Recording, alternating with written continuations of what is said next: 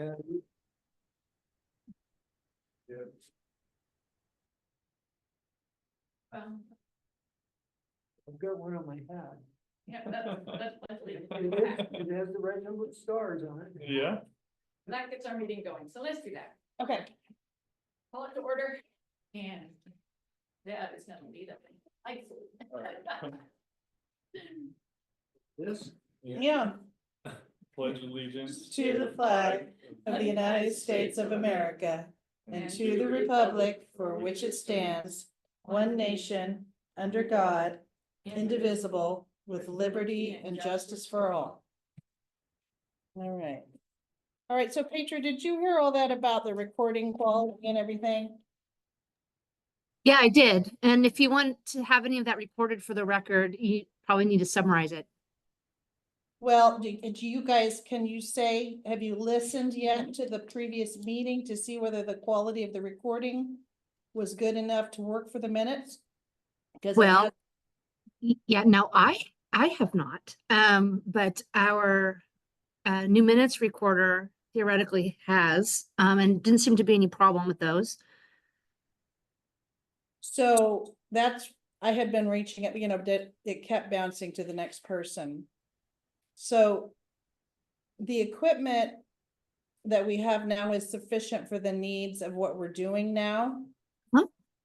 Okay, It sounds like it, yes. I haven't had any problems after the 2 meetings ago. okay. It's been, well, I've been doing the microphone a little differently. Okay. I think it made a difference. So that would mean we would need maybe a laptop and a microphone, so I would say. Zeb, if you're jotting numbers down, I would say. Like maybe. $400. You'd have to get the laptop on the cheap, but you can. Right? Okay. This is the right time to do it. Yeah. So I'm done. Just figuring out the figures that you had spouted out, Right. and then came up with 1230. You mentioned 400, that's 1630, so using 2,500 would cover. all of Oh, those more things than, yeah. To get a laptop. Oh, yeah. Oh, yeah, absolutely. Yeah. And Because it wouldn't need to be in any way fancy. Do you know what I'm saying? It could just be utilitarian for the use of doing what we need to do about the Zoom for the meetings. Right? I think it's a good place to store all materials too. Absolutely. You know, scan and store anything we Right. need. Right. Mhm. Right. Okay, so does somebody have the numbers so that we can send that over to? I have everything but. How many mailings does that cover? Well, it depends on what they put down. We don't know because, so. Petra, feel free to jump in here. Mhm. So here's where I'm thinking we're trying to think about budget and they're trying to think about community outreach and getting people involved in that process throughout the year. And so things like mailings, that kind of stuff. We haven't had a chance yet to interact with the people who are handling the outreach for the comprehensive plan rewrite. Right. That Petra has, but we haven't. So at some point in time, this consulting company is going to, and I sent the links out for that, is going to be here to work with us on gathering information from the community. And we have a good bit compiled already from the work Naomi and I have been doing for the last couple of years. And I'm gonna let Petra talk because she knows way more than I do. Yeah, sure. No, because you all are so organized and well situated and you know all of your kind of interested parties and key community members and engaged and such, for the Alsea area, it's going to be more of a validation process than a fact-finding mission, right? So that's why we thought that it was still really the best place to kind of start after we did that kind of pilot meeting out in Monroe, because you're all are so organized, and that way we can kind of get you into the next steps and keep you guys moving on your way, instead of kind of impeding you with the rest of the comp plan update. and all the other communities that we're gonna need to take the time to interact with, if that makes sense. We don't want to stop your forward momentum. I think I understand what you mean. Okay. We're at a different point in the information gathering process than some other communities are. Exactly. Do you have any idea when they're gonna be out? Well, we are about 6 weeks behind, because the chair of the Benton County Planning Commission had wanted to be more methodical about giving comments around our outreach strategy. So I think we're able to accomplish that last month I think it's the 19th of November. So we're on our way. The staff is to get their final comments on Wednesday to the consultant. And the consultant is supposed to have their final report to us in the next week. What was that last sentence? Within the next week, we should have a final draft for that strategy.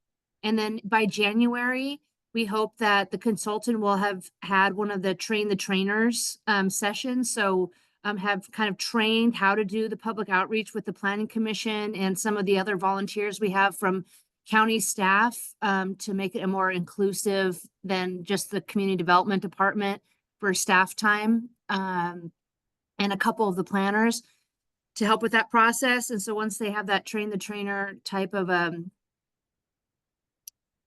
exercise, then they need to put together a schedule and just get out there, start getting her done. So, but they have made a commitment to come out to Alsea first. So I'm hoping it's the beginning of January at this point. And I'm sorry, I keep telling you different dates, but I'm just trying to go with the flow too.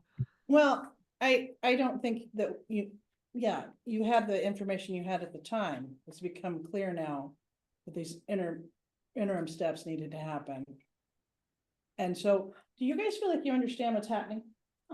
No. I don't. Okay. And it's okay. It's okay. I realized the last time we had a meeting, I'm always guilty of assuming that everyone in the room knows what I know. Like, I'm really bad about that, right? No, I really am. It's a serious flaw. So this consulting, correct me if I go down the wrong road here. This consulting firm is going to come out and do the outreach portion for the rewrite of the countywide comprehensive plan. Looks like they'll be here in January and February for their first visit. However, we will be skipping over the initial step because we already have all this data that we've gathered over the last couple of years during meetings. That's not to say that there won't be more opportunities for community input. It's just that we've already gone through the first, few steps already as a community. And then my understanding is it's like, at least a 1.5 to 3 year project to actually do the rewrite itself. And the key thing is that what goes into the plan rewrite and that plan is accepted by the Board of Commissioners. And then that creates the option for the things that we've gotten into our Alsea plan that makes it policy once the commission has voted on it. And if it's policy, then there's a legal requirement and precedent for them to need to follow through on that policy. So it's like this step feels like the first step, but really the first step is what we managed to get policy-wise into that document.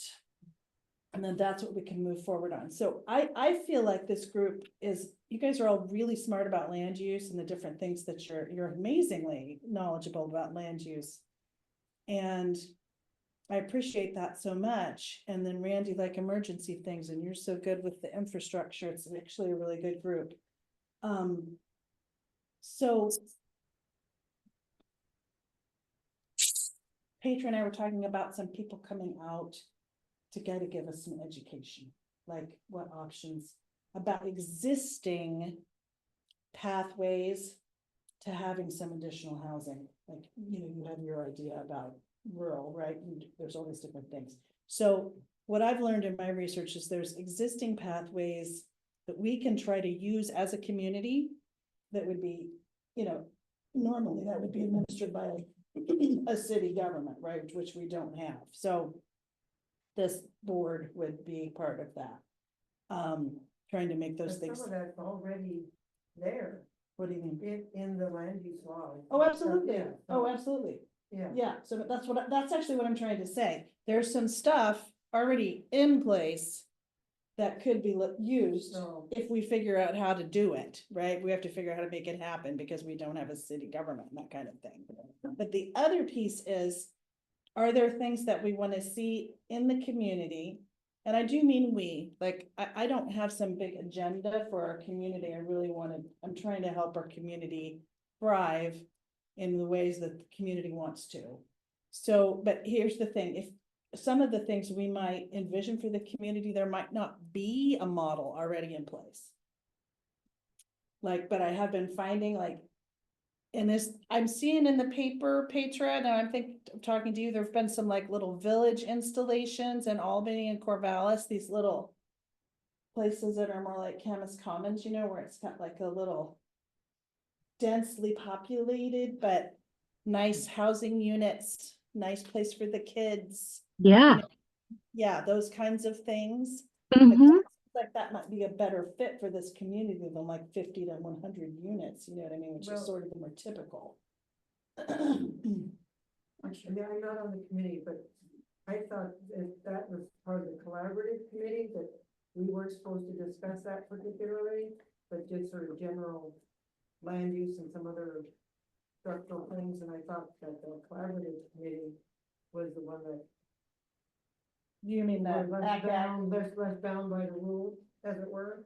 Oh, So well, that, it would be more of a partnership between, I don't even know how it will play out, honestly. Right. But there's the possibility of partnership with Alsea Community Action Collaborative because we would have more flexibility around funding. Sorry, guys, I've had this throat Right. thing. On that note, pardon me, Deb wanted to know, because we got our meeting canceled last month because there Yeah. wasn't a strike, there was supposed to be a strike, wasn't a strike or something. Anyway. No, so but nobody from the county could attend, so we Yeah, couldn't so have the anyway. meeting, yeah. I went through.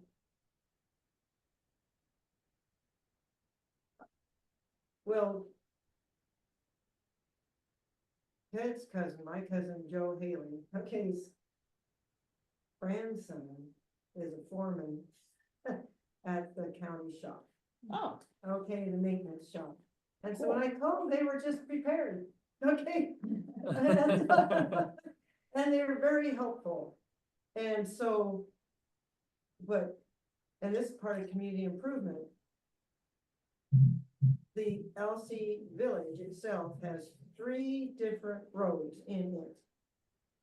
Okay, so they have, and which is I suspected, that's what I live on, where I am on Asbar and at where the little lines are. It's not a county road, the county said it's not, but it's not a county road. It's an Oregon public road that may be maintained by the county, but they do everything possible to throw roadblocks in so that they won't. So it's privately maintained, that and Market. And then the old, apparently the original highway from Joe is Alder Street, that's the original Main Street. Mm-hmm. And that's a county road, and I don't know about that little corner where she even went out with BJ and looked at the holes, okay? Yeah. And then that Alder, and then the Alsea, that little U that's blank with a little pencil outline, that's county road, by the school and the, Yes. yeah. right? Mhm. And there's that one kind of road that's Market, which is public, privately maintained. And then, of course, there's ODOT right down through the middle. Thank you. And Thank you so for this wonderful that's- map. that shows you what we're looking at. Mhm. But I compiled on a database, Excel, I think it was, yeah. And I sent it to Janet, and did you send it to other people, the list of all the names? And the assessment of all I those saw people? that. I can't remember if I sent it on or not. I didn't see Well, it. I'm sure Deb would love to see it. I'm pretty much back to the living right now. and Oh, okay. I might have Oh, you really got sick, huh? Oh, yeah, I was kind of gone for a while, but Mm. I did. And I was speechless. Sorry, like a bad guinea. I had laryngitis, lucky, I cash. do remember now that you sent that, I will have to. Can I go time out? Yeah. Petra, would you like to get a copy of this map that Kita has made about the roads? Well, we do have all that data at the Okay. county, and I can mock something up for you too, with the road ownership. Most of the roads, like you mentioned, are privately owned roads. Those are troublesome. They're very expensive to fix, and the county won't be maintaining them. There's no budget for that. So that's a real stinker, but yeah, we can, if you guys give us some heads up and you want that data in a different visual fashion, I can bring those to these meetings. That's where I want to come back to what you're saying, Kita, because I want to finish what I was saying. I think we have a little time here where we can sorry, my throat, educate ourselves further about these things. We could have people come talk to us at meetings, you know what I mean, and teach us about things. We could also request information from the county for this committee to look at. Things like the village commercial zoning and what's possible in the village commercial zoning, that kind of thing. So I would love it if you, like, you've been working on this roads thing. I would love it if the committee committee members would say what information you feel like we need from the county, Well, so that we are educated and informed, because like when I say, do you guys feel like you know what's happening, and you say, no. I want to figure out how to get you guys to where the answer to that question is yes. And so I need you to tell me what you need. I need you to tell Petra what you need, okay, right? well, okay, what I was looking at is what I thought, Janet, Val and you and everybody, that there's several things that need to happen in Alsea to even have more people. Right. And, one is basically a sewage upgrade. Right. And apparently there's like 4 spaces, but. Oh, last I heard there was one. Buildable lots, but they can't be built basically because there's no. Right, there's no. Sewer. Water. And then the other And thing, where if those you are want those an on- attractive village, then you should have nice streets. But the problem is, what I ran into my neighborhood is people want other people to pay for it. And so, Shocking. what I did is I went through the tax assessment property listings and like put Second Street or North Second, but Carlos has Northwest. So anyway, I went down and wrote the account number, the acreage, the owner, and the true cash value, just for the front of it, and the assessed value. And then I did several columns of different percentages that if you had a road service district, how much people would have to pay. And Petra, I forgot to One tell you to thing- check the waiting room. I think and we if- have a person in there. Okay, thank you. it's a hard sell, because most people say, well, I don't live on one of those, why should I pay? But if you do it, but the other people think, why should I pay just because I have the bad luck of living on a privately maintained road? When I have, on the other side, you have a publicly maintained road. So No, it's somebody, not me, okay, not somebody, but somebody from the community, or several people, like my daughters and neighbors, went around to the neighborhood in Candace, our neighborhood, and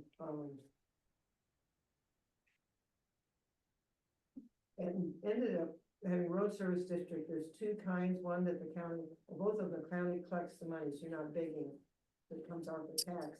But one of them has the county kind of manage it, and the other has a committee that has to meet every month, okay?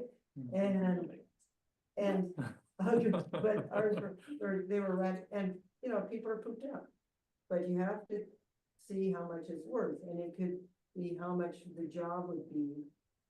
And it doesn't have to be the same every week, and how much it would cost to upgrade that to make if you're trying to upgrade Alsea, there's certain things you probably should do to attract people. One's not having, we were having just some discussion with Jill how big the pothole was, and she's, oh, he said it's not that big, it's only that deep, you know? She thought it was like 2.5 feet or something like that, but, that's a long-term thing. Does that help you? Did you get that database? I can look at it or I can get it. No, I think part of it is for us is just talking with the road department and seeing what can be done to make it a county road, because No, from my experience, yeah, is that you have to bring it up to their standards yeah, and completely pave it before they will accept it. yeah. No, I think, and maybe in our that's case- something we have to, And I think the people aren't gonna go for it until we have all that information to start with. yes. And so I think that's why we have to go Right, to the county road department. I think Market Street may be getting figured out on its own, oh, okay. at least like paved, you know, Mhm. which then there's minimal maintenance. Another thing that goes along with that is that the county road Alder Street doesn't have any. I mean, there's public access, but there's no publicly maintained access Really? to Market Street. And Oh, so, to Market Street, to Alder? to Alder, yeah, or Alder Street, I mean. Yeah, you're right. So it's really just lists- well, Yeah, we'll just have to talk with it and no, this is figure it this out is with a the road months-long- department. This is a year-long Yeah. Yeah, thing, but it just gets, if it gets bad enough, then people will wanna do something, and if you get everybody to share it, like, nope, yeah, there's Yeah. still a long ways to go, for sure. right. Yeah, But that's, and just so you, so is that Zeb? Yeah, Okay, sorry. Just so you know, like the road department, yeah, they know what they need to do, but they're not decision makers. So Mm. you don't need to talk to them. I know the answers to all those questions too, not just because, but I was also public works director for nearly a decade. So, I mean, I do know the answers to those questions, but also I can get y'all in contact with the policymakers so that they have the discretion to make alternate decisions. Otherwise, you're just gonna keep hearing the no, no, no, no. so I So- did look up the policy on that, and the director of the road department does have the power to make that decision on his own, or on their Right. own. And so that's Okay. part of it. And who is All that? right, but we just another reminder though too, is that please just try to use one point of contact, because at the county, you know, we've got about 20 folks that interact with you, but we have a hard time keeping it straight unless we have one conduit to all the different projects and contacts. And so we've been really trying to keep one point of contact, one coordinator to get you folks what you need. It's efficient and you'll get more accurate information that way. So just a wee reminder about that. It will be Okay, so- faster and better for you that way. Yeah, so, okay, so let's talk logistics for a minute. Is this kind of item, Petra, something that's part of the comprehensive plan rewrite? Or is this just something that this committee is working on to improve the community in general? Well, I think both. So transportation is a statewide planning goals. That's something that we are going to have to address in the comp plan. So yes, Okay, it's a policy document. It's highly prescriptive at the state level. It's one that actually has a little bit less discretion than some of the other areas. So I'd say yes, from a policy perspective, 100%. Are there implementation factors, design standards, code, and things like that that kind of follow behind those policy decisions? Absolutely. But what we're trying to do in the comp plan is to affect change. And I think you hit a really good one. There's so many private roads because back in the day, people didn't want to spend the money bringing them up to regular standards. So the county said, okay, fine, you build your own road, your own inexpensive road, but it's going to be your responsibility. And everyone's like, yay, that's great for 20 years. And now we have something that's completely unfunctional and nobody wants to pay for it. And nobody's responsible. And so what are you going to do for us, county? And the county's like, well, told you so. And then and then it's just this endless cycle, right? Where there's poor customer service. Nobody has what they want. We don't have a functioning system. And then we have people you can't pay for infrastructure. Transportation is the most highly publicly subsidized infrastructure that we have, right? We don't have fees for it, like water and sewer fees and that kind of thing. So people by themselves have to pay for it. It's one of those really sticky wickets, right? So yeah, it's going to be both. And I can help navigate that between the land use and the implementation. But with information from you all on what you want to do, I can then take it back to, we have an internal Alsea group now, so that we meet on a relatively regular basis where we start to coordinate and how we can leverage things and then make sure that you get the right information the first time and you're not just knocking on different doors and getting different answers from different people. We're trying to improve on that for you. And this is a great time to talk about that. I'm so glad this came up organically. So I have been serving in that role because I was for a period of time before this committee even reconvened, right? And there's two other ends of that. No matter who's responsible on our end, there's two other ends of the county. Petra, specifically for the activities of this committee, right? And then Rick Krager, who's the assistant county administrator, who came out with the county council and talked to us that night. I think most of you were here for that. And my understanding, and correct me if I'm wrong on this too, Petra, is that the county administrator, Rachel McEnany, she came out and she went around and did the auto tour that Naomi and I take people on, and she literally fell in love with this town. She literally did. She was just like, and she just right away said, well, we're just gonna get this sorted out, you know? So what she immediately did was have Rick be responsible for checking in on all these departments, right? Are they moving forward on these projects? And we've seen some result from it, like we've managed to get that emergency generator back out here, right? This kind of stuff is the result of this kind of interaction. So I guess, Petra, I'm saying all this to the committee so they're up to date, but I feel like we need to get a little bit organized about who is communicating from that pivotal point, the county, and which things they're communicating to which, person about. I'm happy to continue in that role. I'm fine with that. I don't need to not do that, but I also don't want to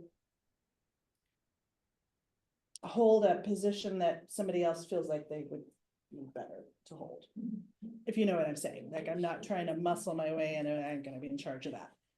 But it has been helpful to have things funneled through, because then I can actually email Rick again a couple weeks later. Do you know what I'm saying? And be like, okay, what's happening, right? So Rick is our point of contact, or Petra? Well, also, that's what I'm saying. So Petra, can we sort that out? Like, what's the point of contact? Because we've got you and we've got Rick. Yeah, I've been trying to kind of massage the question a little bit with Rick, and I think he's kind of coming off. So he was the community development interim person for most of the summer, right? So, and I've been in this role now for 2 months, maybe. And so some of that transition keeps coming, and he wants to make sure that people are heard. So it's not that he's having a hard time letting go, but he just wants to absolutely make sure that nothing falls through the cracks. So he wants to make sure that he's there as a backstop for y'all. And I don't think that's going to change. But for infrastructure in particular, land use and infrastructure, citizen advisory committee, public outreach, that's definitely in my wheelhouse. Some of the things that I am less in tune with is that he also supervises the health department. So he would certainly be the better first point of contact for the health services and the health center. Right, and there's a work group that's doing it, too. So yeah. And then Sarah, then you have some specific things that you had kind of been working with him programmatically with as well. And I haven't tried to intervene in those areas either. But as we move forward, I see things transitioning farther over to community development, whether that's me in the long term or someone else in the planning division, taking that relationship on a little bit longer term. that's kind of the way that we see it. And I meet with him on Friday, and it would be helpful for me to have a little bit more clarification there. I'm a huge advocate for chain of communication because it solves so Oh. many problems. Oh, absolutely, especially in this situation where we're unincorporated on our end, so. Yeah. That's what's been interesting about this process from my perspective is that all I did was just publicly announce, right? And then all these agencies and elected officials and things contacted me 2 years ago. You weren't here yet. Mhm. I was just organizing this meeting for a project for my master's degree. And people just started coming out of the woodwork and calling me on the phone. Right? I didn't understand at the time that they were like, oh, there's somebody in town we can call. So, Mhm. so then there's the piece. So it sounds, I think I hear you saying that you're trying to take more as time goes, you or someone in your department's gonna be handling as much of the Alsea stuff as they can. Mhm. Yeah, Things that absolutely. literally fall outside like the health piece. Yeah, And then Rick needs to be in the loop because he is responsible to Rachel for making sure everything happens. right. But he does have he's less than 6 months into his job, and he has, he has 7 other departments. So, Right. His role with Alsea has been generally temporary, and he cares very much, to make sure that things don't fall through the cracks. So again, that transition is not a power play by any means or anything like that. It was just really to Just provide is. as much support as possible. And Yeah, for me just as is. well, this is Yeah. not this Well, is not a and control thing for me. This is a coordination customer service thing for us. And so there's interviews this week for a new director for the community development. So there's gonna be a new player and Petra's in this interim position and there will be somebody taking over that empty seat. So eventually theoretically, right, the dust will settle and we'll stop having staff changes to deal with. Okay, so then that leads us, you guys, like who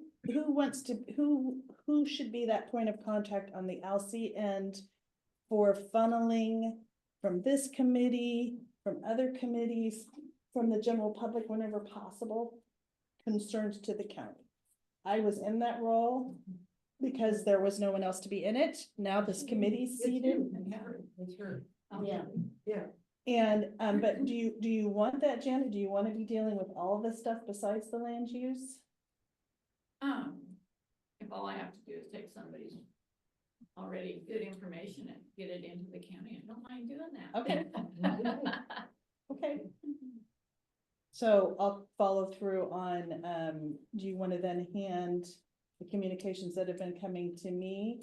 Do you want the county to hand those off to you from now on? Oh, sure. Yeah, okay. Take something off your plate. Yeah, well, I'm Is fine that- with doing it. I'm fine with doing it, but, I'll have to think about what we've been working on too. I can't off the top of my head. We're in mid stride on some things. Well, and just whatever feels right to you, but in the past, a lot of this was outside the purview of CAC.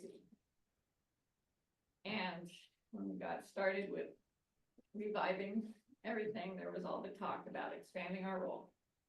That's never been defined. Right, It's not in the comp plan, it's not anywhere. right. It's all gray. So, to me, it's to be seen. But if we can get something done, I don't think it matters. Well, we're butting our nose in, shouldn't, I mean, get something done. Right. Done. Right. So, Well, are we butting our nose in where we shouldn't? Like the whole thing with the generator, for instance. The county ultimately was the provider and the ultimate decision maker, but it certainly has a profound effect on our community, whether or not there's an emergency generator down there in that, the room that we built for the generator, because you know what I mean? So I think our nose belongs there. well, What the county's asking for is yours those. does, I don't know if CAC does. Say that again. In that scenario, a CAC in the past would have been responsible to visit if there was an issue of the use of the land that it's on. Okay.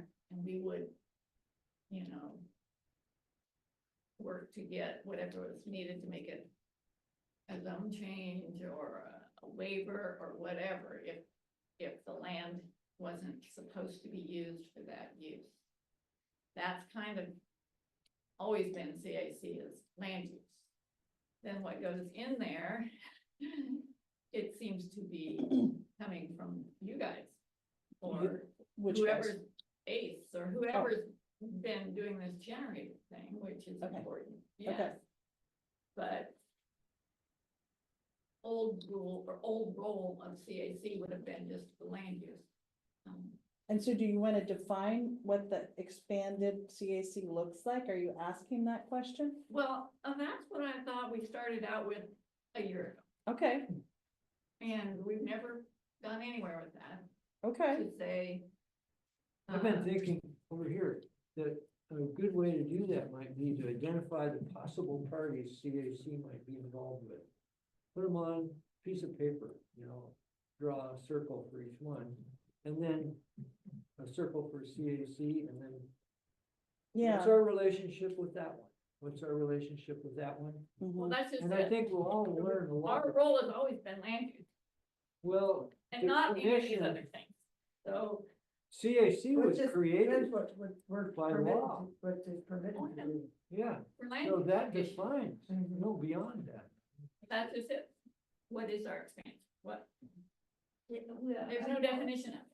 our person that is no longer with us, when he first approached us, Mhm. was that he wanted to broaden the CAC, and I took it to be like, kind of like, instead of a city government, which then that means that it would go into every facet rather than just land use, not just. Right. In the What does past, we paper didn't say pay about attention that? to the- Right, and then what is the new director of the community development department who's gonna come into play here? Right, as that seat is filled, Petra's been the interim, Oh, she's not. Director. Oh, yeah, so, but you're gonna stay with us through the transition theoretically to the new director, right, Petra? Yes, I will. Okay, so there's this other factor that's gonna come into play, but I think you have an excellent, Yeah, yeah, I think, like, even with the old rule or the old way of doing things, that's what it was, but I don't think even back then it was actually limited to just land use. Right, right. So, If you Go back and read the He would know. law. yeah, I think mean, it's broad. He's a pioneer. it also, you know, it says land use process and other aspects of county government that relate to their CAC area. Right. there you go. And so it's already, Where do you read that? it's the first page of the bylaws, Oh. number one. Okay. And so really, that's maybe what the, you know, the intent was back then. I think that's the biggest issues still are revolved around the land use. But I don't think we're limited. I just always looked at it as kind of. We have, Ken is online. He has a question Okay. or comment. We'll circle back to you, Janet. You want us to look at that chat? Is that what it is? Yeah, he says he has a question when possible. Okay, And- he's gone, I think. I don't see his window, do you? I did a second ago. He says, I have a question when possible. This is at 6:47, so it was 3 minutes ago. I have a question, when possible. I don't know how to get a For hold Kenny of Gold- him. I don't have a number for Ken. Somebody else does. Petra, while we wait, so in attendance here is Zeb, Randy, Mimi, Janet, Keita, Tom, and I am here as well. Okay, that's cool. What I can see right now is the clear back of a chair, a hand, and then everything else is blurred out. So And thank no you for that. head. I know, right? I can see what you see as well, and it's funny, isn't it? You're the headless horseman, Randy. Did you know that? This was just your body with no head there. Oh, really? Yeah. Too far away from. I've been Ichabod wondering- Crane. Green. I was been wondering today if I screwed on my head. No, you didn't. I've been having that kind of experience all day. Right. What else? I mean, he's not on there. We Should kind of we- lost Kenny, I don't see him. Well, she was wanting to say something, and I think you were wanting to say something. You guys were all, oh, you're looking to see if you see Kenny. I don't see him, he was there before. Mhm. He was, and I have an enabled for those folks online to be able to participate too. I just double checked on that, so I'm not sure if they lost patience in 3 minutes. I apologize if that happened. Right. What's the geographic scope of what we say Alsea is, Well, that basically, we represent? There is a map. we have a map in the closet, we could pull out, you could look at, Is it's, it like 9732? yeah, yeah. Well, That- yeah, it goes But through also that like- spills into some nearby counties, so there's some weirdness around that. Yeah, sure, Mhm. okay, Come out up the foot of the mountain. Mhm. well, that helps me understand. But It's the not just county what- also has, this concept of Alsea starting on the west side of Philomath. And Oh. including that whole thing, Where- so that's something that, I mean, is that something for the list, Petra, that we need to sort out, like? What is the definition for this community for these projects? Sure, so the CAC is been defined spatially, which is which is on that map. And there's 5 others that cover the entire county. So to think that moving the boundary is also going to affect another CAC area, even though they're inactive, right? So it's complicated. I don't suggest like ruminating over like the boundary so much, unless you're doing some zoning changes, or if you were to change the status of the village aspect of the Alsea community proper, or what have you, you wanted to define that differently, then that would be a whole different conversation. But for the most part, the CAC area is not very malleable, but you can define your community however you want to in other ways. Do you think that would be helpful within the scope of the plan to have a definition? Well, within the context of that one thing we talked about last week, that I'm not ready to talk about right Yeah. now. I mean, that would be the thing, but that would be the Okay. only reason why you'd want to spatially define the community differently, Okay, is for geopolitical reasons. okay. Gotcha. And if I could just take a moment, just kind of a point of a point of clarification for the meeting or what have you. We had one item on the meeting this evening, which was the budget. And so it sounds like you guys had started a budget process, and what I will be seeing perhaps by the end of this calendar year is maybe an itemized list of things that you might like to see. And, go ahead and put on a wish list, not just like an essential needs, but go ahead and put on some other things too.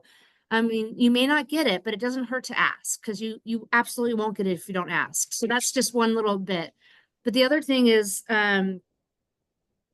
moving forward, is that another thing that's eligible for talking about this evening, and you guys have touched on a couple different things, is do you want to look out, 2 to 4 or 5 months on what are the topics that you would like to focus on, so you have like a more robust information and context to work from for those meetings. For example, next month, Sarah and I had kind of played with the idea that we bring DLCD in to talk about what you can do with the village commercial area, and just focus on that particular topic.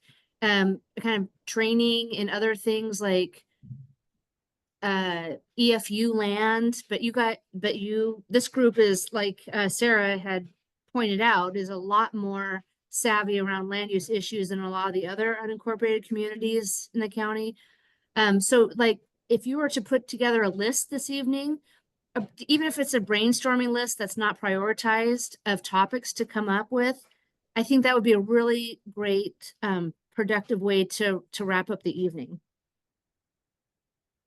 And that ties in with what I was saying about what's gonna get you guys to where your answer to the question is, you feel like you know what's going on, how do we get to you guys saying yes? You know what I mean? Like, yeah, I understand what's going on. An outline. Yeah, like Yeah. you feel like. I like that diagram. If you Yeah, showed I all the agree. different organizations and what our relationship is to them, do we report to them? Or are we Right. subject to their direction? Right. Or do we provide information? What kind of relationship do we have? Well, and my understanding, I wanna clarify something for the sake of the committee patron, so make sure I'm getting this correct. Sure. This committee has full input on what goes onto the agenda for a meeting. So. Yeah, it's your agenda. It's not mine. Or it's not the county's agenda. These are all your priorities. But those ideas need to get funneled to Petra, so that office can make they have to make the agenda. Right. What can I pull together for you? Can I get you a staff report? Can I pull together a presentation? Can I get a training together for you? I'm willing to do all those things. I'd like to do all those things for you. I just don't know what they are. Yeah, what you need. So I think,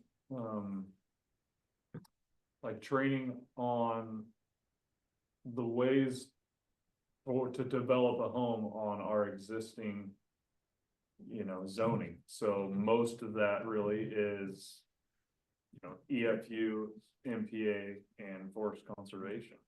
I Huh? think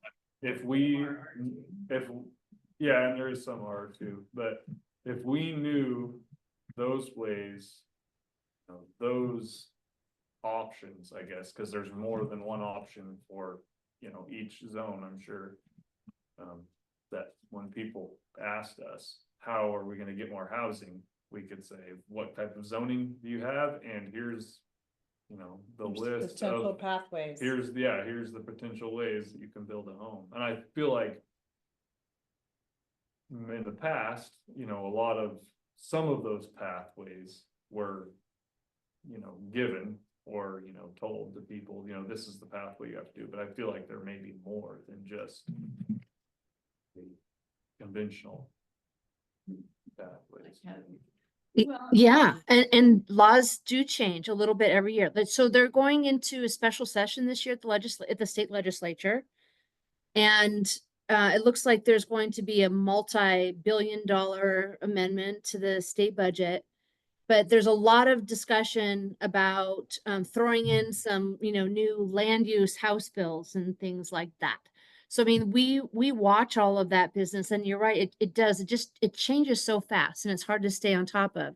So that's something else that we can come back to you with, is maybe on a quarterly basis or annual or what have you, is to say, hey, these are all the new changes to the Mhm. land use laws. We don't expect anybody, and it's even hard for ourselves. We have lobbyists and, attorneys watching this stuff, and then they give us summaries, and then we try to give others summaries.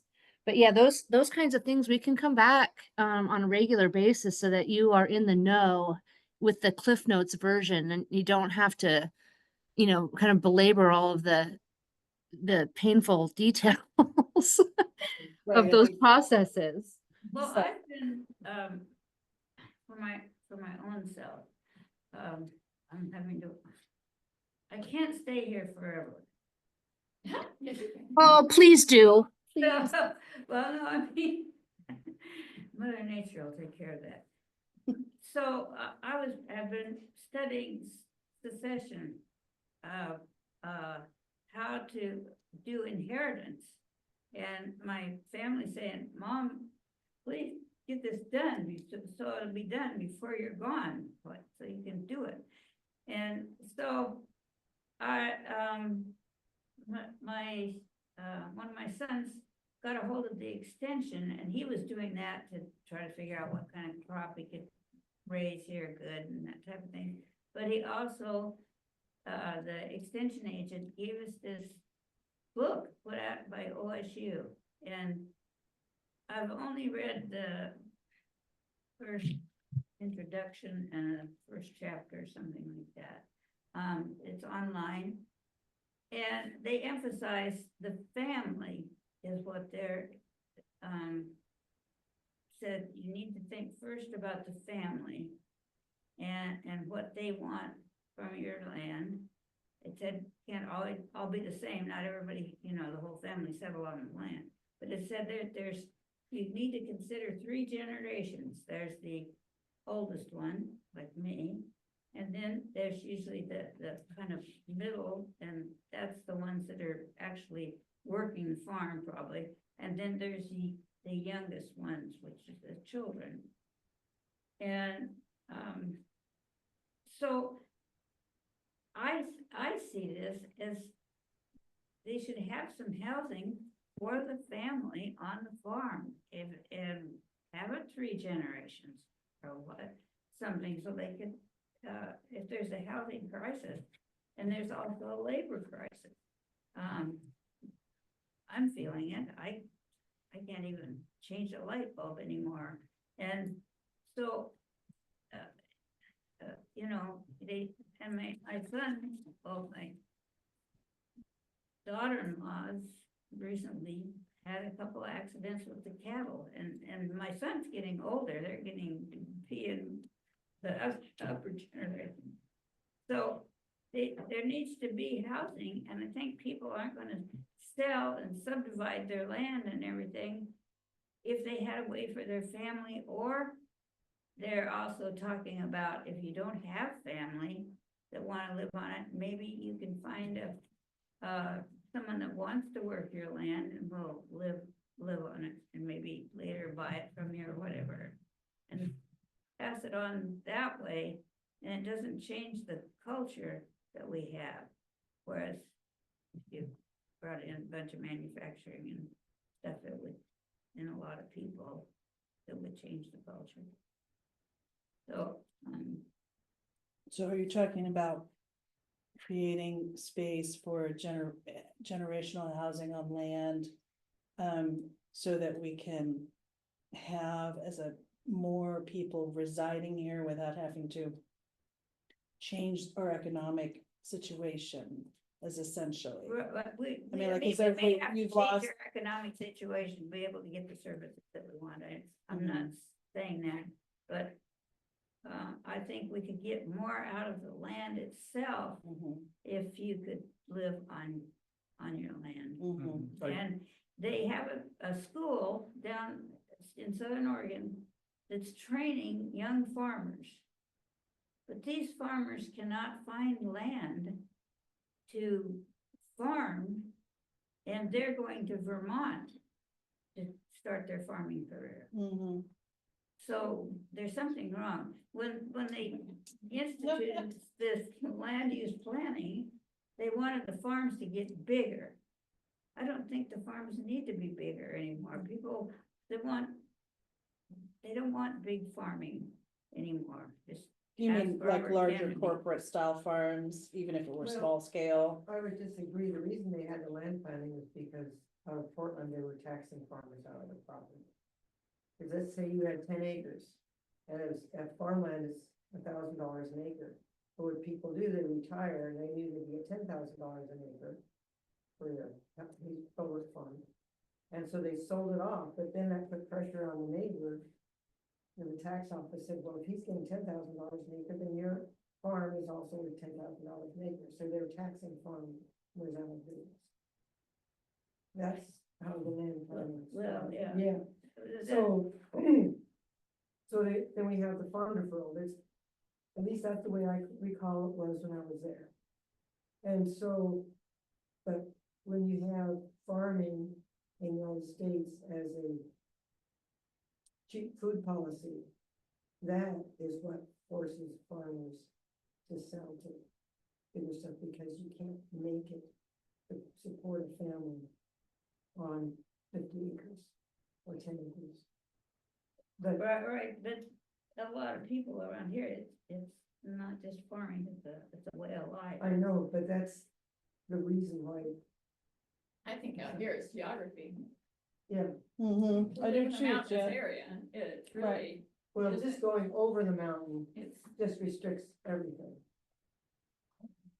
Yeah. available, farmable. Well, it feels to me like, I mean, I didn't grow up here, but I've been thinking about this a lot ever since you threw it out on the table that day at that meeting with Gomberg. I was like, that's the missing piece. But the geology, the geography makes a lot of decisions for us because we have all these forested hills, right? They're gonna remain forested hills whether they're harvested or not, right? And we've got these two valleys, floors that we live on, and I'm not sure what we call you folks out there, you know, at Missouri Bend and everything, but you're along the same river, you know. So technically you're in the same valley. It just doesn't feel as expansive when you're on a road where you're gonna fall off into the river, right? So, but on some level, the geography is deciding for us, you know, what we do where. And I think the cogent question from my perspective is there absolutely has to be a way for us to be able to house some people out here effectively without upending everything, you know what I mean? Without, surely we don't have to go all the way to the top and change state law. Maybe we do, I don't know, but you know, it just doesn't seem that complicated to me. We've got all this land that's sitting really not getting farmed, it's pasture. And I'm all for pasture, I love eating critters. I come from a beef farming family, I've got nothing against running animals in a pasture. But where I've come from, you gotta feed them all winter. It's so nice out here, right? But anyway, so my point is there have to be some pathways for us to get from where we are to where we'd like to be that fit with the community that we have. And I'm wondering, Petra, if like in bringing in these speakers, like we could look at some of, like Zeb said, what options do we have right now that already exist, right? And then there seem to be these little cute little like I said, these cute little villages that are popping up around. You know, are we able to learn more about what that looks like from somebody? Is there somebody who could come talk to us about that kind of thing? Absolutely. Okay. I see a matrix. I see a video, all that kind of stuff. I can pull those things together. I can pull them together for January if that's like a priority, or if we're gonna do DLCD in January, do that in February. That's totally fine. Or if you all want to give me your own brainstorming thoughts independently in between these monthly meetings, and then I can just redistribute them, and we don't have issues with public meetings laws, and you can continue to have a back and forth and a dialogue like through staff. That's totally valid thing to do as well, so that you don't have to wait for a month to have a conversation. How That's does that happen? How does that happen? You explained it, but you kind of broke up. Yeah, no, I apologize. So, you know, I've heard 3 ideas this evening to put on a list. And maybe I disseminate that list tomorrow to you all. And when you say, hey, I've got another idea for an upcoming meeting, and then gives me enough time to do some preliminary work. And so at our next meeting, I can say, hey, I'm trying to formalize this training or whatever it is, and get your blessing for, you know, what that might look like for a month ahead. It's just the quality of that feedback, education, opportunity for you all to influence the process will be so much more, it'll be higher quality and more refined as opposed to reactive. So yeah, and I can absolutely, I mean, I haven't really taken the opportunity to be able to prove that to you, but I absolutely can do that for you.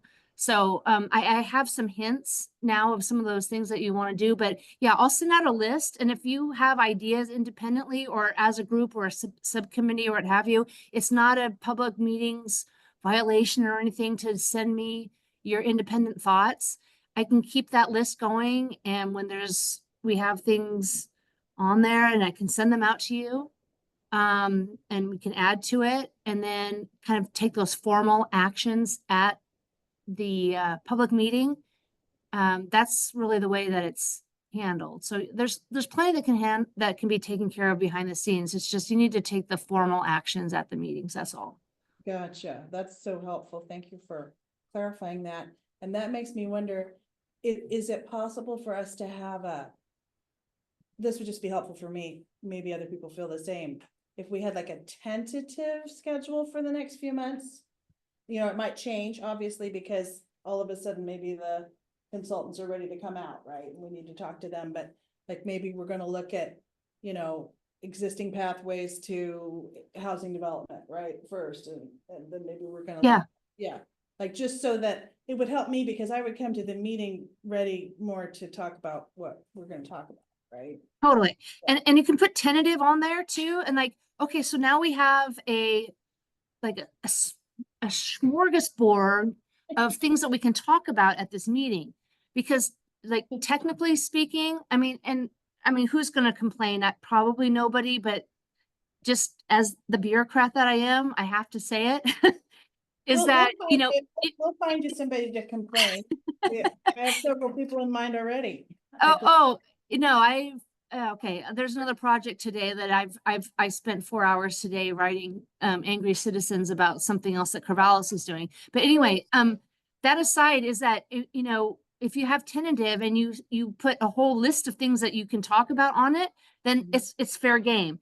But tonight you had one item on there, so technically you should only really be talking about that item. Well, we have two. We have CAC budget request and then comprehensive plan outreach. Yes, sorry, Yeah. two.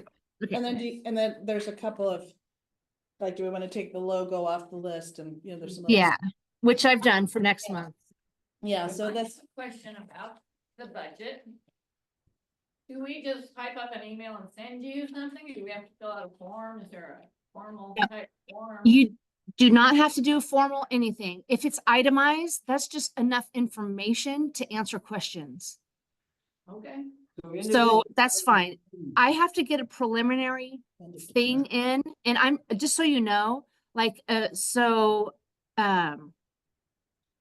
don't know how many familiar with like compounding budget. So like what you're talking about right now, you guys have, I'm assuming that you have estimates for like, this is what this costs today, right? So next year it's going to cost more. So I will probably put an inflation factor on everything you put in. So I'll be asking for, you know, between 5 and 10% more on each of your items. But that's the method that I'm using, because I don't want to have that money depreciate. And by the time you're eligible to spend it, that it's not worth what it was before, right? So I'll do some of that manipulation, but I will communicate with you completely. But if it's not itemized, I'm not really able to assess where it's appropriate to do that and where it's not. So the more detail you can give me, the better. But I'm going to add a little fluff to it so that, you know, if you don't get the entire ask, you're still going to get something. you sound like you know what you're doing. I do know what I'm doing. Yeah, I've been doing these budgets for about 20 years now. So I mean, not your first budget rodeo. this is not my first rodeo. I've been tossed a few times. Yeah. Could we kind of have maybe some of our discussion by location or zoning? I don't know, for instance, in a town, could we do some like just talk about what we'd like to have in the town, what kind of services we'd like to have,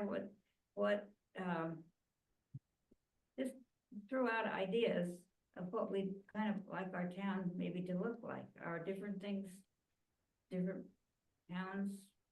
Yeah, no, I think that's fantastic. And there's in the back of my mind, like when you talk about a sewer upgrade, so we have so that we know what that sewer project was, like $2.5 million shared between multiple communities.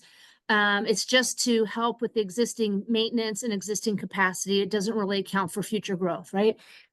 So a future capacity, you're going to have to look at, well, what's the growth of Alpine and Alsea, and you have to do some analysis about that. But I'm saying if you want to double the capacity of that wastewater facility, that's going to be a $5 million project in today's dollars.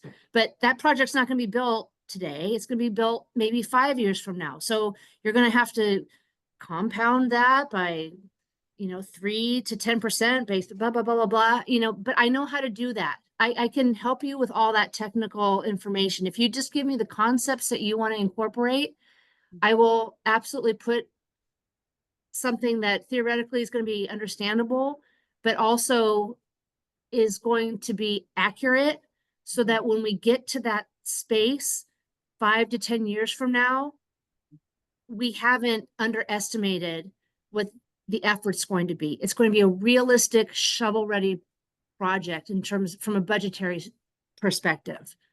I can do that for you. Okay, that is exactly what I was just gonna ask you. The thing I took away from that last RST is that we need a list of shovel-ready projects and we need to get them shovel-ready. And I think I hear you saying that the county, your county department can help us at least with some of those. Yeah, we can do the estimating and I can put the truth test to them. Yeah. Fabulous. Question where that comes up. I think, to me, that sounds pie in the sky. I don't know how it would happen. I mean, it just does. Yeah, Right yeah. here. Well, and there's nobody on our end to like, that's the thing, So right? to me, if we could open up rural properties where the landowner takes on their own sewer obligations, that problem's solved. And they do their own water, that problem's solved. Same with commercial, industrial, and residential. And so, to me, loosening some zoning in and around here seems more attainable than getting our sewer system where it should be right now. So, I mean, that's just my 2 cents. But I just think that's, takes all the onus off the county, really. Yeah. And that's another avenue. You know, there's limited capacity for commercial and it's extremely expensive for everybody to go at their own, you know, for help, you know, what otherwise would have been public infrastructure because there's economy of scale, right? So but you know, folks like you know, when attract a domestic commercial or industrial company is something of that nature, but they have to build an independent set of subterranean infrastructure, water, sewer, and excuse me, stormwater. It's so expensive, right? But if it were to be a community thing where there's cost share and everybody benefits, it's different. But those are just 2 different philosophies, right? So that's, again, as a community, those are decisions that you need to make. Do we want to go where everybody's at it alone? Or do we want to be a community and a cost share where everybody benefits? It's just, it's a classic, you know, thousands and thousand year Yeah. Great question. conversation, that philosophy that communities have had, Mhm. and both have worked and both have failed. Mhm. So Well, we have the town, which is already kind of community, like you're talking about. Our But then we pupils to have the same place. our, I mean, the zone, our MPA zone, which is kind of what Janet's talking about. And I think that if we had a meeting on that worked on the town, we did it, then have a meeting that works on the MPA zone, what would be good to allow in those zones that's not there now? And that's where you could start with your at least 3 generational things. So you could have somebody that's gonna be capable of working the land. You would have your kids that you're raising on the land. They would know something besides pushing buttons. And you would have old folks like me that could stay here and babysit or something. Enjoy your life. I'm still doing all the bookwork with the farm, so, you know, they can contribute too. And it does keep you, it'll keep your brain working when you have a job to do, you feel worth it, worth more. Not Yeah. worthless. Well, and so do the kids. I think that's why the kids here have come through the pandemic and everything, it seems like stronger and healthier and happier because they know that they're an important part of our community. They have purpose, right? They help dad, they help grandpa, they help, you Yeah, know, they help, like Cash comes over and helps you, for Yeah. heaven's sakes. It's like, you know what I mean? Like, it's that sense of community fostering. It's like rebuilding how things used to be, like we kind of went.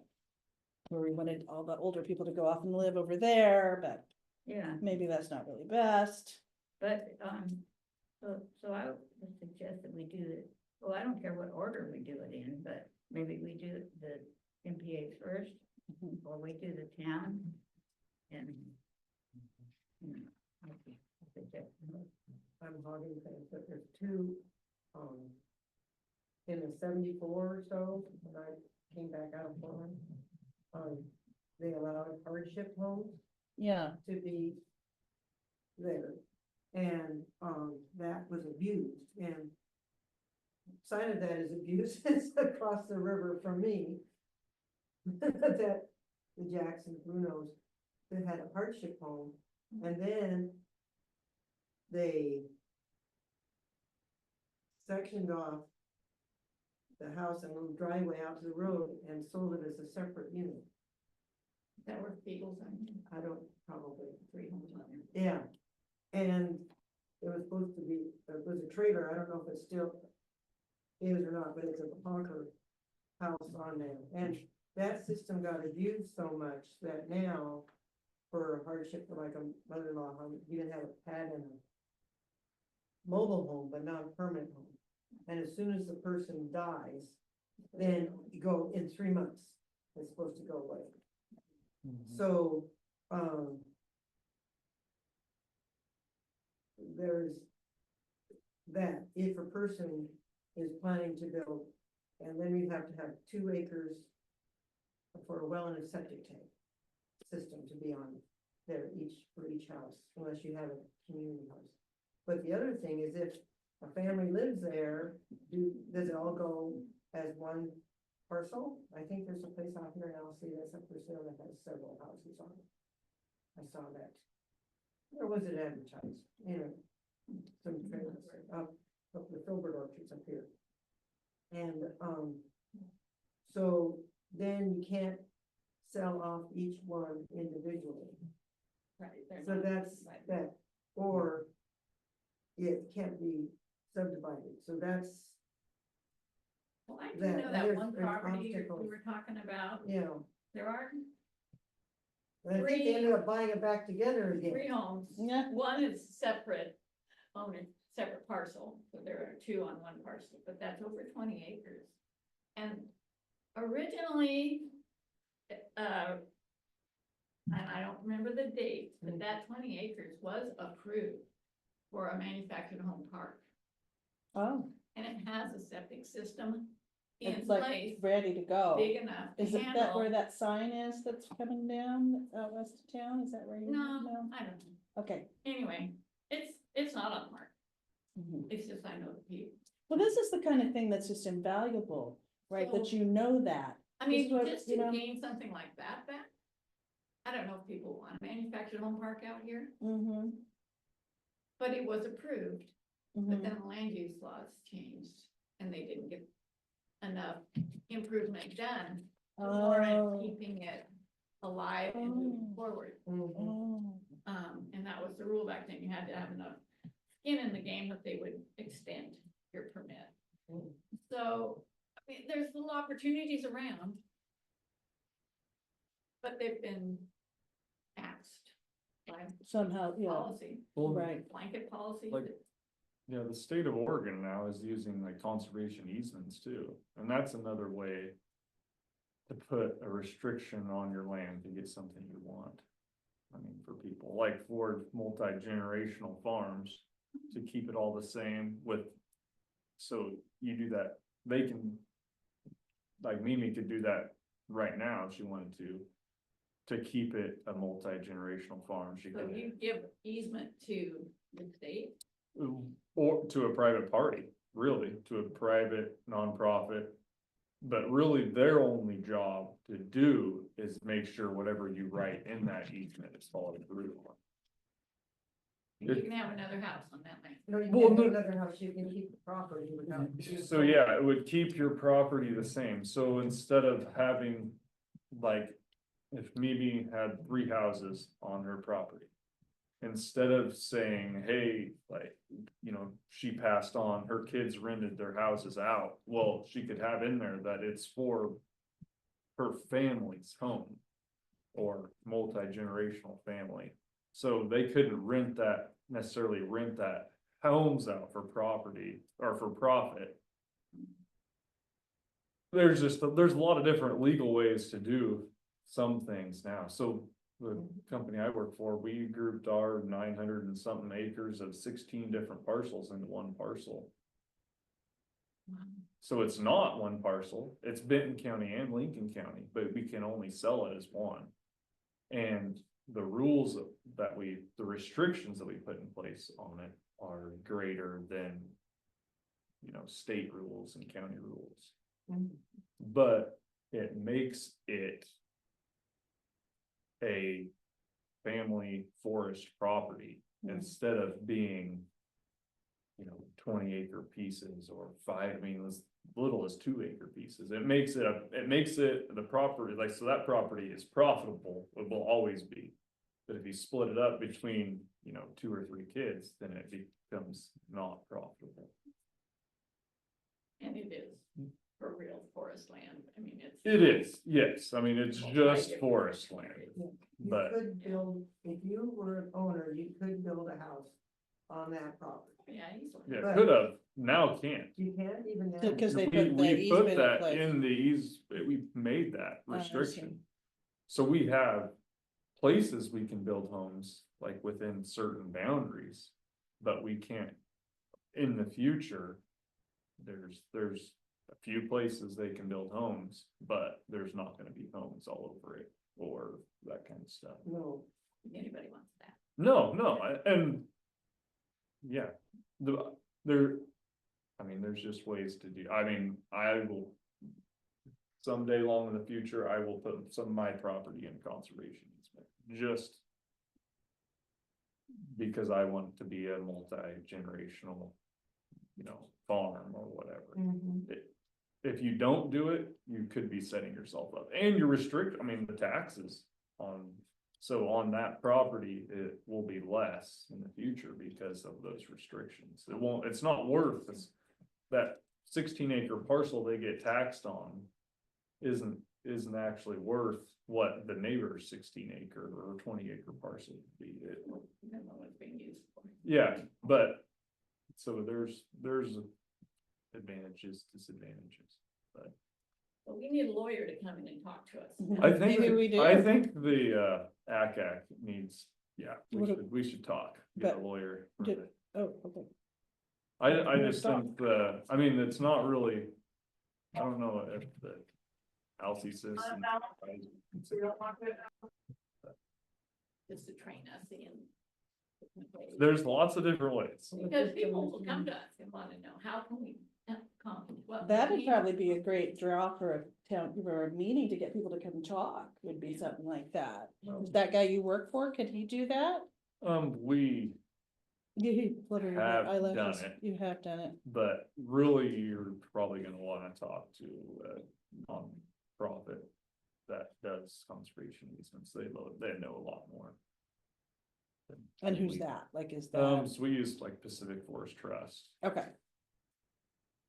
Fairly large organizations. Very, very large. Yeah, if you wanna have more people living there. They're not gonna have 5-acre land checks anymore, Mhm. and the minimum. Land you can have to have a house by itself is 2 acres, Well, because of you have to, what I found out. Is that the first thing, if you're buying a place to build, or if you can build on it, is can you get septic? You can't get septic, then forget it. right, Yeah, And And now they really like these electronic systems that you pay a monthly fee to monitor, and this county gets a kickback on it. And the state. On And the instead of passive monitoring. systems, What? electronic systems. On the Septic systems, septic, that usually. On the septic itself? $40,000, something like that, Okay, and you pay $20 a month to have somebody look at it and, or look at the, whatever electrical signals, and the county gets some of that from it too. yeah, there's environmental fees and stuff. You know, everybody, yeah, everybody's getting a cut. And, okay, but if it were a passive system. like this, so I prefer it would be better. But, you know, the floodplain. And Mount Merrill. Maybe get water. And it's 2 acres, so you have to get all those things, and if you're in the floodplain, it's just not gonna happen. inside the blue line, Keto, inside the blue line. Yes, it's inside the blue line. So I wanna, They should get aerial photographs, and we wouldn't have those streets, like, the Foster's having a creek coming through yeah, their portal, all they have to do is look at an aerial. Driveway. photograph, and we're gonna solve the whole problem. But, no, so let me just toss out my little piece, cause this committee is heavily, and it's understandable under the circumstances. Larger property owners, you know, with rural designation.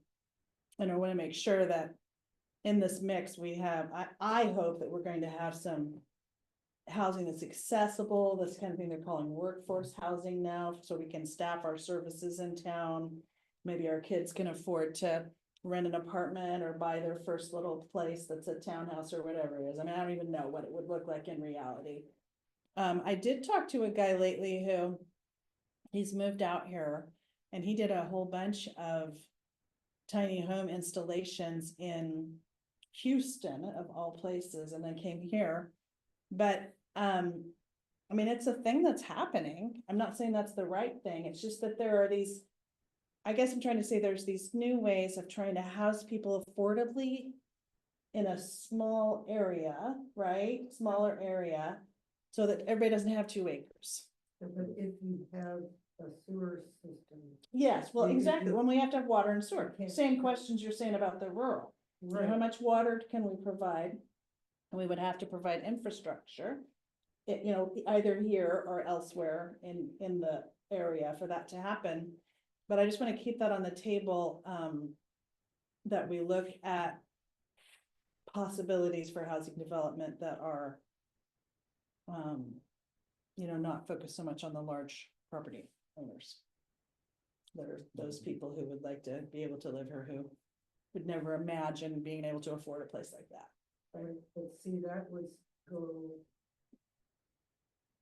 There's not very many small parcels, and then to subdivide it and violating a lot of that. Well, I think that inherently would be, that's what I'm saying, this is a discussion to have for the Right. community. It would involve somewhere there would be a piece of property where this thing would happen.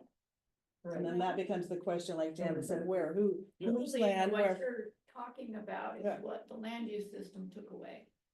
From Okay. Alsea and from a lot of rural communities. and so how did it work before? If you had land, you could divide it and you wanted to, you did. Mhm. Now you can't, so So you could everybody plunk a is little tiny crammed home into village town, on your, and yeah. guess what, there's no more town. Mhm. And, I mean, even Full Moment has that issue, they finally opened up their annexation thing. Right, yeah, and well, they they've built got all those units, those so. units in there, yeah. which is big, but there was a need and the pressure got so great that they Mhm. had to change the law because all their annexations before had to be voted on. And the people in Florida voted them down every time. Okay, But then they took it away from the vote, and turned it over to city council and the mayor. And they approved the Right. annexes and the houses get built and are occupied, bought just immediately. It's the need, right. and they're going at 400,000 each. Oh my I mean- gosh. It's, And they're not getting built fast enough. that's right, and then buying them in the floodplain, they're buying them in Oh, the old No. Right, It's just like, everywhere. They matter, they're mine.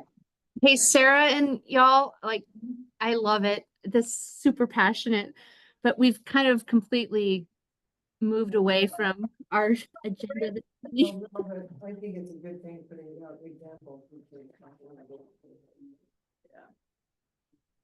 Well, anyway. I just don't want to restrict our housing discussion to. Not at all. And you guys are totally welcome to continue it as well. I'm just trying to find ways that I can be helpful for you this evening, which is we're talking about a future agenda item, and you are going to be providing me with an itemized budget before the end of this calendar year. So those are two concrete things that I think I can help with. Is there anything else for the evening? We should probably add public comment to the agenda, not that it's a big, needs to be a big line item, but just in case, like, when It should be Kenny on there. come, if Kenny wanted to be, at least he'd know, where his time is, I guess. Yeah, absolutely.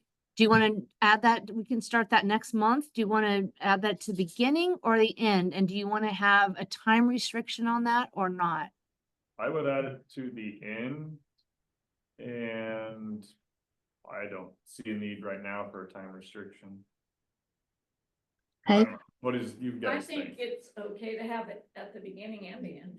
Cause some Yeah. people come in person because they have a specific issue and they wanna Yeah. talk about it. Mhm, And then some things come up in the course of the meeting mhm. that people would like to respond to.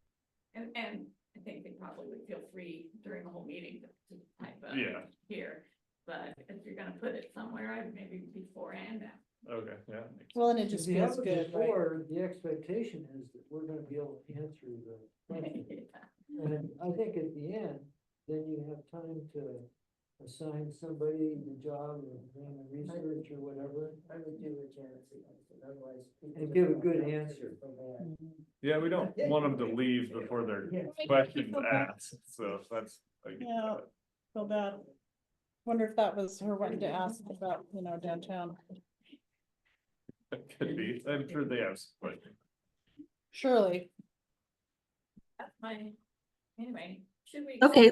What I'm hearing is beginning and end, at Yeah. least to start. Okay. Yep, So that's what you'll see on the draft agenda for January. And then in a little logistical piece, I would love it if I could get, so I'm not on this committee, but I'm a titular member of this committee because I'm on the planning commission. So if I could get CC'd on your emails, like if you're putting together the budget or whatever you're doing, right? Or you're working on the agenda, just so I can at least see what's happening. That would be super helpful. And then the other piece is, so what are we thinking for next month then, folks? Like what would serve you best next month? What do you want to have the most? somebody that can explain MPA, multi-purpose ag, and the restrictions or avenues we can use. I really would like Patrick to come from DLCD. Yeah, wants he to was gonna come. come last. Okay. Yeah, he wants to Didn't get come. it. That's what I want. Okay. Yeah, that's what I Love it. Perfect. Let's have Patrick, and I'll have a matrix that has all the Benton County permitted uses and all the conditional uses for each of the zones that pertain to the Alsea area. How about that? Perfect, good. that's I awesome. love it. Okay. I want it for Christmas. Oh, A tree. wow. Happy New Year. Just teasing you. Happy New Year. Easy to please. Yeah. I got you. I have a question, not to change anything, but just to understand. Are we interacting with you, Petra? You'll be sending, information about what others on the group want to see as potential, topics. And then from that list that, you come up with, we can pick and choose then? You know what I mean? Absolutely. Yeah. How about What I do you send do it? with You, that's the question. Yep. She's got time. Okay, Yeah. that was the way I Yeah, understood thanks. it. And I have always, you tell me, Petra, I always would send it to like Darren and Linda, like. How should Uh-huh. we doing that right now? Is it, is there somebody providing you with admin support or? Yeah, I stole someone from the board's office. Her name is Amanda Makepeace. So Amanda is in the loop on that, and myself. And if things move forward and you want to work on a single document and everybody kind of makes contributions to it, I can also set up something where everybody can edit the same document too. But it sounds like at this point, let's just start with me sending it to Sarah and Janet, and then you guys can distribute it and you know, send me feedback, and I'll just keep kind of a running document for you and make sure that you have access to that at all times. Is there anything else that you guys know? I know you'll have time to think about it, that you know you need so that you would say yes instead of no. Like, I mean, all these topics are awesome, but is there any other piece of it that's not gelling in your understanding? Well, you asked, what do we need to know to understand? And I think we need to address that, like the state. Oh, For the counties, you have to have CACs. Mhm. And it'd be interesting to know, are we fulfilling that, you know? We wanna at least know how we were brought about, what that is. Okay. And then we'll go into creating that concrete here. I think you can find some of that if you go look at the citizen advice, like on the state website, Yeah. there's a little history. And I can pull it out and summarize and bring that to you next month as well. That'd if be you'd like. awesome. Okay, no problem. There's just tons of great resources online. It's, I always feel like it's better to have somebody do a presentation because it's so much, but it's all, there's a bunch of stuff there. Yep. It's not always. Yeah, no problem. You use me to use me to utilize that information or to synthesize that information for you. Because there's so much out there, but I do have the resources to do that for you, because spending the time doing it is just, it's cumbersome. So if you can ask the right question, I can get you the right answer. I asked a while back, I sent you an email, had a whole bunch of questions. Basically it was like, who do we represent in Alsea? And I asked for, you know, all the different types of zoning and how many of them there are. Uh-huh. But really, if we can get even just the simplest, you know, easy to gather information, just that kind of can point me, I guess, of who we are actually representing. Sure. You know, I've never added up any of, you know, the parcel owners and that kind of stuff, but if there's some way to get some information like that easily, that would also be, you know, Okay. just kind of helpful to. Yeah. List of property owners? No, more of like who owns the land? Like, is it 75% industrial landowners for our area? Or, It's the government. well, yeah, but it's, yeah, who do we, you know, No, are really, yeah. most of the landowners in MPA, are they in the town? Are they in, you know, farm or, you know? We go to the zoning map and zone. Yeah. So we do have the map there, but we could do like a list, a narrative or summary of statistics or matrix of some sort that kind of gives you a summary of those types of things. We can pull that together. I have enough time to do that for a January meeting. No big hurry on that. It's, I mean, I think it's something that with the new comprehensive plan, they're probably gonna have to gather all that information anyway. So it's probably not that far out anyway, but when somebody asked us, well, who do you represent? I would like to say, well, this is what it is. Right. And just a footnote on that, Deb, is that as Sarah had pointed out earlier, and that when when Community Solutions had come out to talk to you about some of the statistical issues, is that when the census data, the census groups came out to survey the Alsea area, they weren't able to get statistically significant demographic data. Sorry, those are kind of like crazy words, but It just means that they weren't able to get enough information to validate basically the data for like age and the other demographics of education and land use and those kinds of things because not enough people responded from that area. And part of it was that it was just generally nationwide a challenging year because of COVID. So a lot of the unincorporated areas were challenged with this with that barrier.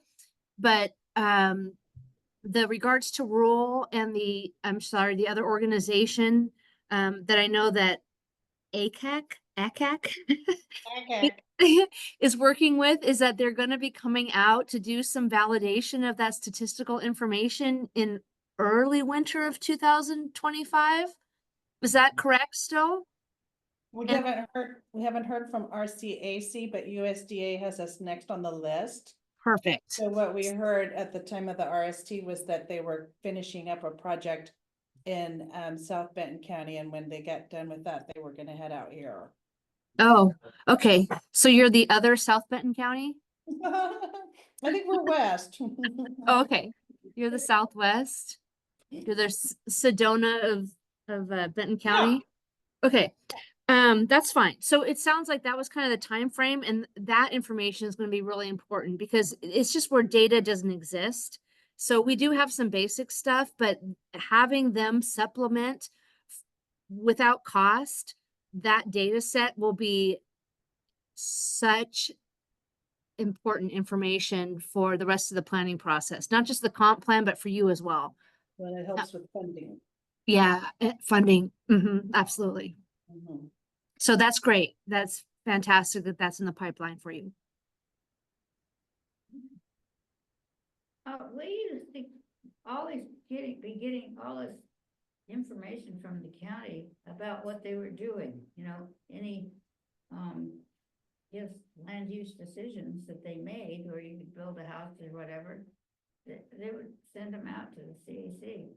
I haven't seen any.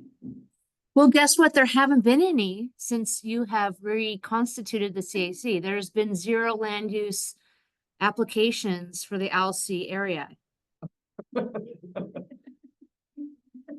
it's true, they give it up. Well, there's very few places around. Very few. Right, where you can do something. Yeah, Well, Misty's doing something down here. Misty's up to all kinds of stuff.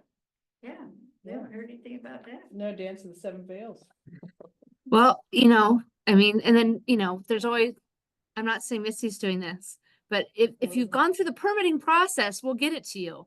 But, there's also a large contingent, I'm not talking about Alsea, but of people that, they just prefer less communication with the county is more. And with that, we can't really do a whole lot to communicate with others outside the code compliance process. Which, by the way, I just hired a new code compliance officer 3 weeks ago. So it'll take him a while to get up to speed, but we've now started that program again after 3 years. I didn't understand code complaint. Code compliance. I think, is that part of that digging into the code and sorting through everything, or is that something different? It's a little different. It's when people choose not to pull permits, or they're doing nuisance, or the homeless camps, or things of that nature on different properties, or neighbors are calling to complain on their neighbors and things like that. We have a log of those complaints, but we really haven't been actively pursuing them. But like I just said, we've just hired somebody after 3 years. And so there's a backlog of about 50 different cases.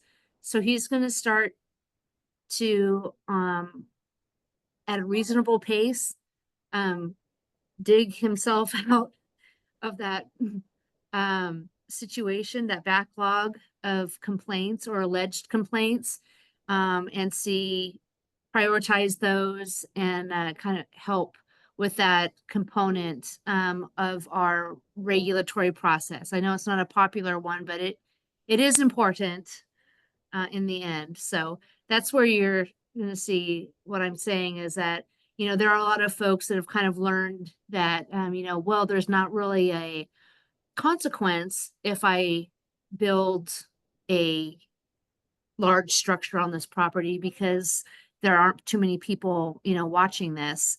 But we've now hired somebody to help with that process again. So, but it's not going to be so regulatory anymore or punitive. We really want it to be more educational, and these are reasons why it's important to get building permits. It's for your own safety. It's to help with relational issues with your neighbors. It's to help with state requirements. So we're going to slowly kind of unfurl that program as it's developed. But like I said, we have a backlog of maybe 50 cases that this gentleman is going to start trying to work on gently. And his name is John Swanson. He's a really great guy. And it actually wouldn't be a bad idea to introduce you to him. And that way you could talk to him about any issues that you have or are concerned about in your community too, that you would like to have addressed or that may not have been addressed in the last 3 to 5 years too. So that could be something on the horizon as well, if you're interested. Anything else? I think we're ready to adjourn. Yes, yeah. You have anything else, Pedro? No, I scared you into adjournment. I love this. We're all gonna go home and clean up our yards. Yeah, we're gonna go clean up our yards. Ugh. My Real idea quick. is in an email from the patron. That's hilarious. Yeah, So don't go to sleep tonight. They did that. no. I've been reading this book and I got copies for, I have books that I read that I can fall asleep to. And this guy became a better author. Anyway, it's about no-till and restoring the land and actually basically returning soil fertility and yeah. And he goes around to farmers and see what they've done. Would you like to read I think this one? well, I haven't got through the last one yet, so. You know, two. Yeah, Two. yeah, Anyway, take this one. no, And then somebody else you want to read about farmers? Are these library books? They're not, they're discards. I Is paid it like the $5 Salina a piece for 'em. Institute? What? Is it the Salina Institute? That he? No, this is David R. Montgomery, he's a geologist, and he Okay. went from morphologist, who got developing soil from, the start of the development of Earth. And then he wrote a book on it called Dirt, which is the one I read. and Oh, fall I know, asleep yeah, to. okay, good. And this one is several years later, and it's a lot more fun to read. You got a better ghostwriter. You wanna write, you wanna read it? are we I kinda adjourned, do. right? You're adjourned. Okay, I'll start my. Oh, very good. Here. I don't think Mimi can probably. She struggles to see to read. Okay. I wanna see what your other started. What? Go to the end of it. Well, these one here, I'm thinking these mixes, but you can, this is dirt to soil, which is the big one. That first came out, but that's, anyway, it's, and actually, this is really interesting. You wanna read